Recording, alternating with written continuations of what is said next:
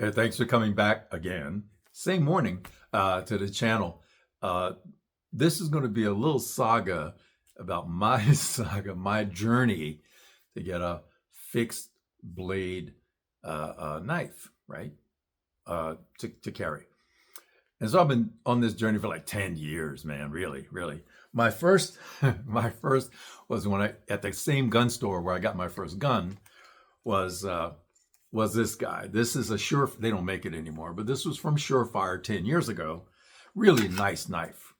This is Cerakote. I had the Cerakote done. It's really a good, sticky pokey, utility knife. Some would call it a tactical knife, but it's a utility knife and you can carry it.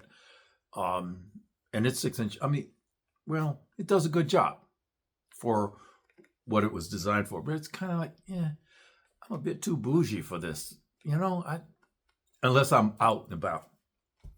Okay, so the next one I got was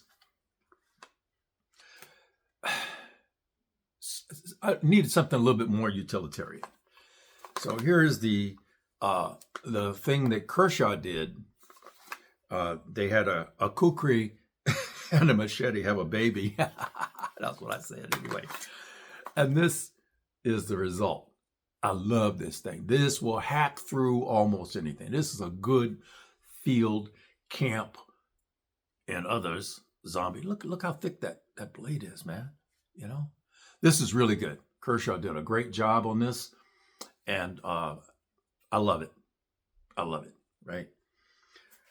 That was that one. Next was okay. I need to change my camp axe. By the way, I'm waiting for CRKT to come out with their flip axe. I'm going to get that. I am, because I think it's just cool to carry an axe EDC. But you can't carry this EDC. This is great, and I've used it a lot. This is going to replace my Gerber. This is going to replace my Gerber camp axe because all it does is split wood and maybe do some other things. This is far more utilitarian. You can choke up on it and do some other kind of good things. Obviously has the hammerhead, but this can come off, right?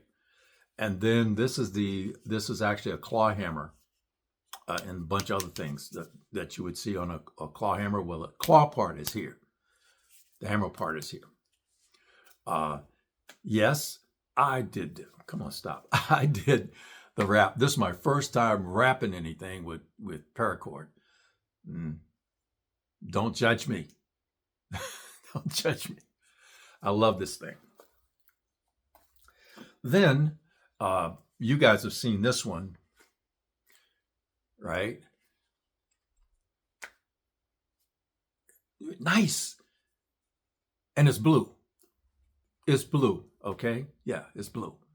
This is nice, right? Dainty to carry. And so I was doom scrolling on you know what, and I came across this fixed blade. Looked really pretty, kind of like a Fairborn Sykes double edge knife. Turned out to be a piece of, well, I took it to our knife store, our knife masters here, and asked them if they could sharpen it because that thing wouldn't cut. It wouldn't cut.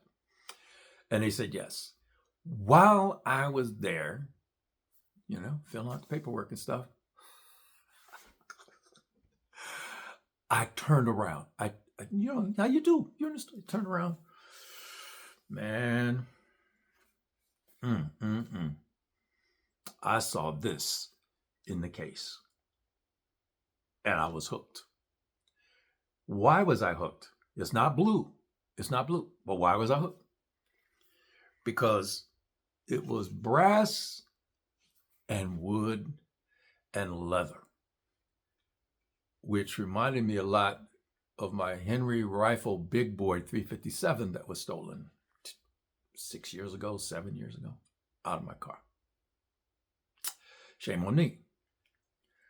But this thing was sitting in the case, like most things in the stores are, and I just I had to have it. I had no idea what it cost, nothing. I had to have it. Why?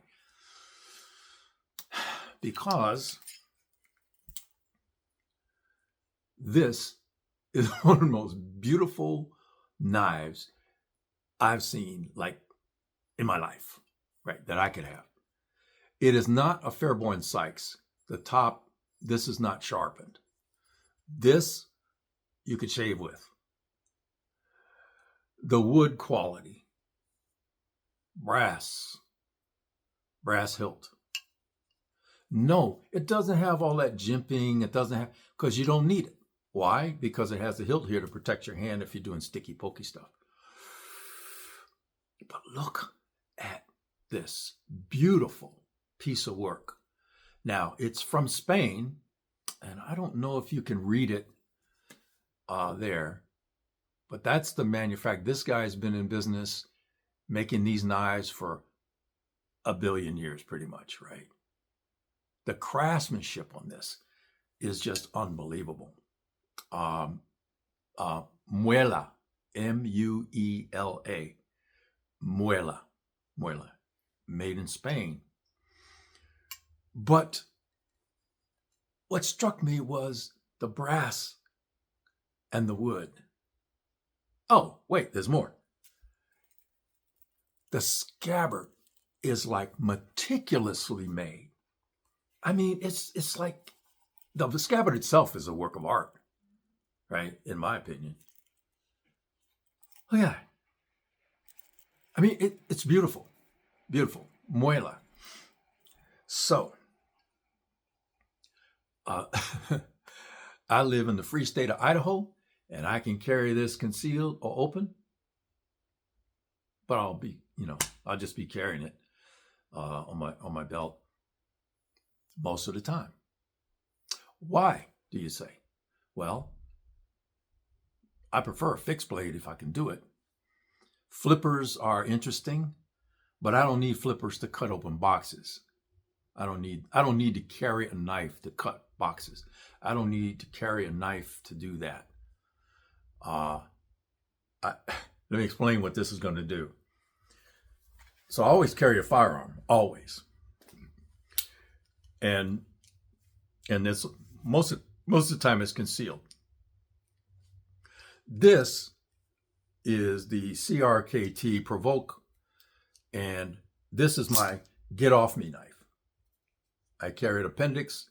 This is my get off me knife, right? This is my last ditch. We're going to get busy, right? CRKT. And by the way, CRKT is going to use the same mechanism for that new hatchet that they have coming out. But that wasn't sufficient. What this will do, and I don't know if you've seen people who are open carrying fixed blade knives, but I know when I see somebody carrying a fixed blade knife, I know two things. They are armed and dangerous. I don't have to ask any questions. I don't have to do anything. I can look and go, oh, okay. Armed and dangerous. So when somebody, and you know how guys are, right? They're going to see this and they go, oh, he's armed and dangerous and bougie. Yeah, the bougie knife. But here's my ask to the folks at Henry Repeating Arms.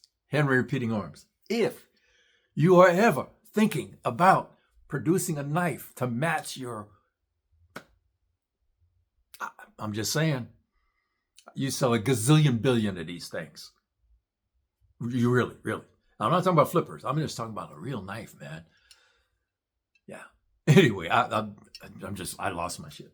So, just saying, I finished my fixed blade knife journey. So, y'all have a good rest of your day, week, month, year. And as always, wherever you can, whenever you can, however you can, carry on.